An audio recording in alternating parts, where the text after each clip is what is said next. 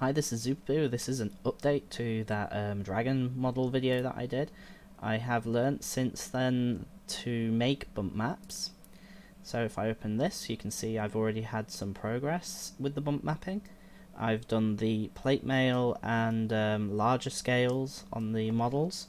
Both male and female share the same bump map, even though they both have two different textures, i.e. two different materials. So yeah, it's only one little job shared between two models. So there's only one left to do in the bump map, and that is the skin texture. Now I'm not going to do a tutorial on the skin textures per se, but I will just show a brief kind of thing on how I do them. Let's see, open the texture file and we'll get cracking on. So this is a texture that I worked on a texture program or painting program called Procreate, and I just imported it into Photoshop, converted it, and now I can use it. So let's get to the actual model. There we go. Texture paint. Now before, I used to just see the body base color, and I didn't realize you could press this plus icon and select normal or bump maps. Now normal maps are ideal for people who are developing video games, but you can make a bump map and convert it to a normal map later, so don't worry, you can use a bump map, which I think is a little bit easier on the eyes, and then convert it later. So if I click this, the texture here will change to the bump map. So on the bump map, the light areas are raised areas and the dark areas are like deep areas.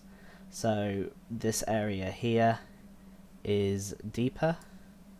If I can try and get it positioned on the model, so it looks deeper, and then these little dots around the mouth area make it look higher, and it's the same like up here as well. So all that's left really is to add some texture to the skin. You can do it in one of two ways. Let me scroll down. We'll make this lighter so that it's a little lifted, but we don't want it too bright. We go to texture. We've already got the texture here. It looks just grey to you guys probably, but it's a very faint skinny scale texture. It's similar to the texture that I painted onto the texture map itself, but this is for bump maps. And then we go to stroke. I like to keep mapping at view plane, and then you can use space, like, let me make the brush a little bit bigger, but you don't really have quite as much control doing it this way because it's all one consistent size and it doesn't particularly look that great. So I like to change the stroke from space to anchored. Now this usually crashes Blender if I try and cover too much of an area, but we'll see if it allows me to do just a little bit. And you can rotate it as well to the angle that you want. So I'll be doing stuff like this to the model and then smoothing it out with soften, just so that it's not quite as harsh. So I think it's a bit temperamental sometimes with me Blender. But yeah, this is how I figured out how to do the bump mapping and stuff. It was just purely by chance. I could have looked up a tutorial, I'm sure, but it works. Most of the time Blender is not happy at the moment, but yeah, I thought I'd give a little update on how the progress of this model's doing. It's coming along quite well in my opinion. It still needs a bit of polishing and, you know, all that stuff, but I can show a model that is pretty much finished, I'd say. We're not going to save. We'll come back to do that later. So this is a new model, brand new. I did this a few days ago, probably a week actually now that I think about it, this heat wave's muddled my brain. This is the model I originally figured out the bump mapping on, and you can see, I mean, it's pixelated very close, but this is for a video game. This is probably the rendering distance that you'd have, so it's pretty good. You can see he's got his finer scales and skin, and more bumpy skin and scales around this area, and then the big bits on the head. And it goes all the way down the back as well, shoulders, even the arm. I really enjoyed doing this particular model. I mean, it still needs some rigging tweaks on the neck because it's a bit harsh, but we'll do that some other time. Now, it also has some soft body physics, but let's have a look how it looks with the render for cycles.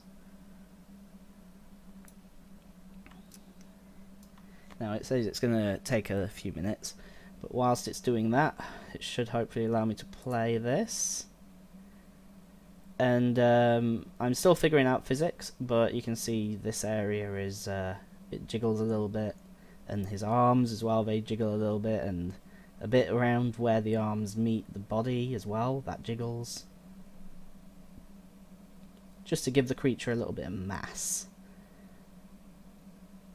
But I really enjoyed making this particular model. There's even a little bit of jiggle on the palm pads as well, so that when it collides with the ground, you've got a little bit of body in there, but it still needs a bit of polishing. But as for the textures and bump mapping, this model is done. It just needs a little bit of rigging polish and a little bit of physics polish, and then it'll be good to go. But unfortunately, the render cycles render is not behaving today. I positioned the dragon in multiple ways. There we go. So this is the T pose, default pose. It has IK rigging as well. For some reason the head is positioned wrong. I think it's because that bone needs moving. There we go. So yeah, this is how the model was sculpted, and you can see snapshots on Twitter about how this model was made, like a couple of progress pictures. I do this with almost every model, so if you want to see how I make these, follow the development of my projects, I advise you follow me on Twitter, or bookmark my website, because I post a update every 22nd day of the month, which summarizes a lot of the projects that I've been working on for that month. And unfortunately, Cycles is not playing today. It's taking way too long. But yeah, I've been enjoying doing these, and hopefully you enjoy seeing them. And I will post another video update in probably a few weeks time, maybe.